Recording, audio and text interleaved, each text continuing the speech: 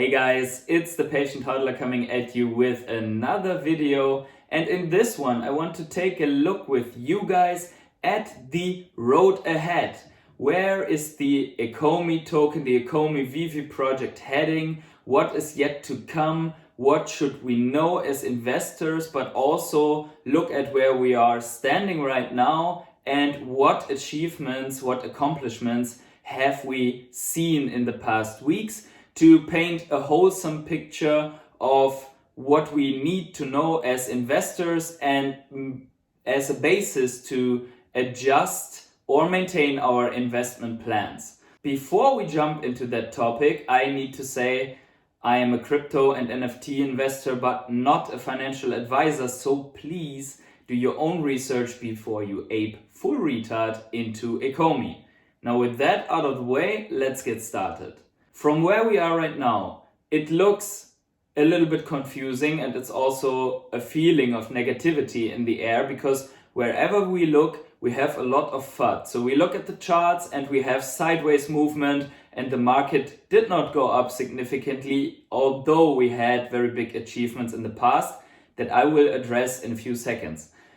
When we look at social media, we are overwhelmed with the bot videos and with people complaining about almost everything. Some complaints justified, others not. But it seems to be a trend at the moment to attack everything that the Veve app brings out. And if you are not satisfied, that's obviously fair. But for us as investors in the project, we need to keep a clear focus. Yes, it's bad what we've seen with the bots, and it's also bad if some things in the app don't work out as expected, that people need to wait 3 or 4 hours for the comics.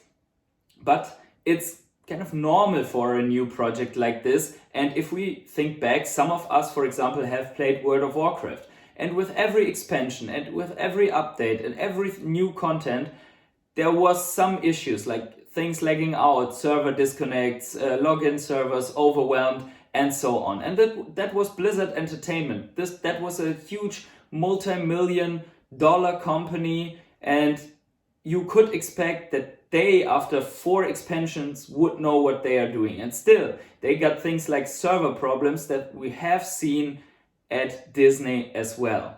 So we should rank it in its importance as it is. Yes, it is an important problem, but it's not the most important fundamental to base our decisions on, that we have a temporary bot problem which will most likely be addressed and which will most likely be around for a longer time.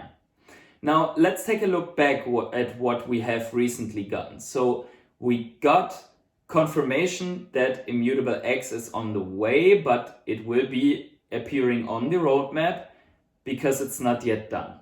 We had Designercon with a series of interesting drops, live AMA events. It was the first live event of Veve, and it brought in another type of collectors and art fans. We had the Disney drop, which brought us hundreds of thousands of new users and attention in the media, even on TV. And then we had yesterday the overall marketplace, and especially the comic place, restructured, and we have immediately seen an effect in the price on these comic collectibles that were basically unable to find before in the masses of the market. So this all is something that is underrepresented in the social media and in the videos out there. As mentioned, the first point, besides the ones that we have already seen on our roadmap, should be Immutable X. We had the first stage completed. We know that we are in the second stage of the minting. We have seen a lot of performance issues that are related to this. We have seen Immutable X tweeting out that it's on track, and we had the comment in the AMA from Reese stating that it will come in the following weeks without a clear date when it will be. But we know how it is in development tech and software. If you have a deadline and you promise it to the customer, then you will have 2 to 3 more delays. It's normal. As investors, we can lean back and we know it's on track. The next one on my list is Showrooms 2.0. And this one has been confirmed in the last 2 AMAs to come out in the next 1 or 2 weeks. And it will bring a lot of utility to those collectors who like to build creative stuff with their collectibles, especially with their statues. And we have seen it on Twitter. There are a lot of videos out there that are really impressive and are using statues in very high values. And maybe it will also give more utility to the comics. And I am really curious what will happen to the comic prices if you can really display the comic collection in your showroom. So the next point on my roadmap I have already mentioned before, but I've put it here because it should come in the near future, is effective anti-bot measures. Not going too much into detail again about this one.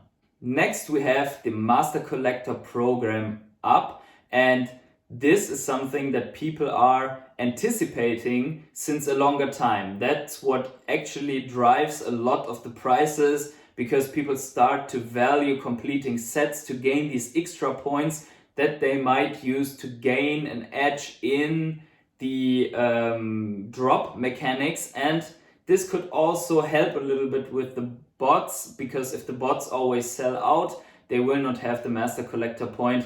But we don't know how high the impact of the Master Collector point is. And the downside probably is that it will benefit whales.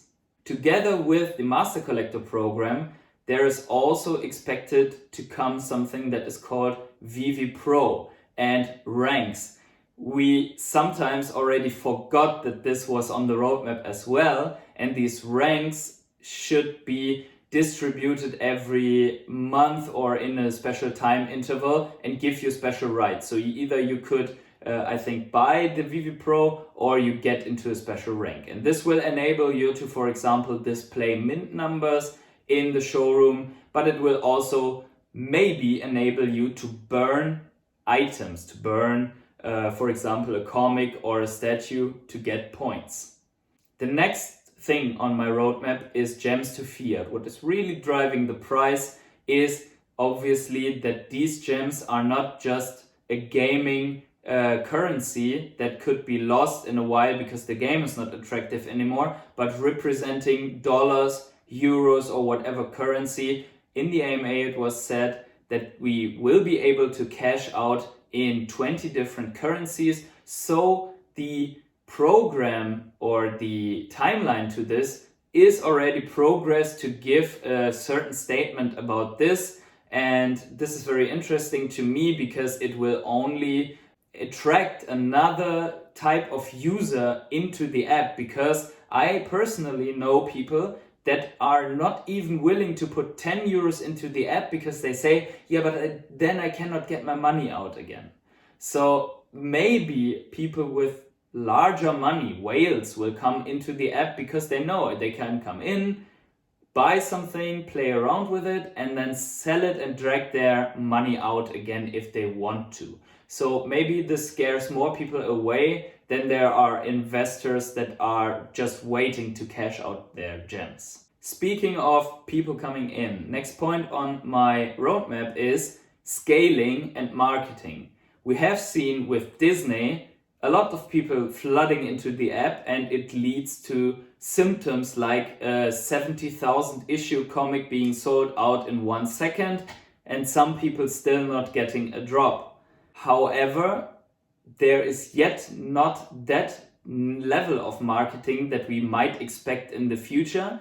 And if we get more and more people, we need scaling in the capabilities of the app. So if drops get larger, they have still to be delivered in a few hours or even faster. And the servers cannot crack down, third-party suppliers cannot crack down under the weight of these people. So as restated in the AMA, scaling will be a big focus in the near future. The next 2 points on my list are new licensors, which we don't know yet, but we can already imagine what will be coming, like Pokemon, for example. And the other point is new types of collectibles, and this goes alongside that point because trading cards, the first thing that we think of is Pokemon or maybe Magic or stuff like that. New types of collectibles has been already mentioned in the AMAs. Pokemon is a rumor, but a really hot one, so both will find a place on my roadmap here. Last but not least, we have the Vivaverse in the very distant future, because these things will take a little while, so we have to have a mindset of a long-term investor. We are currently facing still the problems of distributing the soul NFTs, animating them and putting them into scenery. Maybe we will see after that mini games, but somewhat in the future we will see the Veveverse, and it could be not even one universe, one metaverse that stands for it alone, but more like a nexus that connects to the various metaverses outside, like Facebook Meta, Decentraland, Sandbox, and all the others. And with that, we can expect land sales. And land sales have been really hot.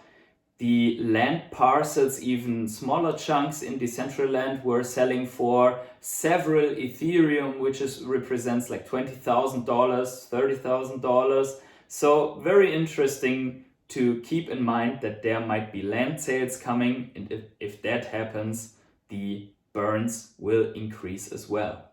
And with that point, my little outlook, my little roadmap from few weeks in the past to where we are now and where we are going to has ended, and I hope you liked the video. Let me know what you think, which points did I miss. I'm sure I missed some, and please let me know in the comments below about those. Leave a like if you liked the video, tap the bell to never miss out on videos that I upload, and thank you very much for watching. It has been an incredible 2 weeks on YouTube, already reaching more than 300 people, 300 subscribers, and a lot of positive comments and feedback. So thank you very much for all the support and for keeping me motivated to make these videos after working my 9 to 5. And I'm really happy to do these videos for you. It is a lot of fun.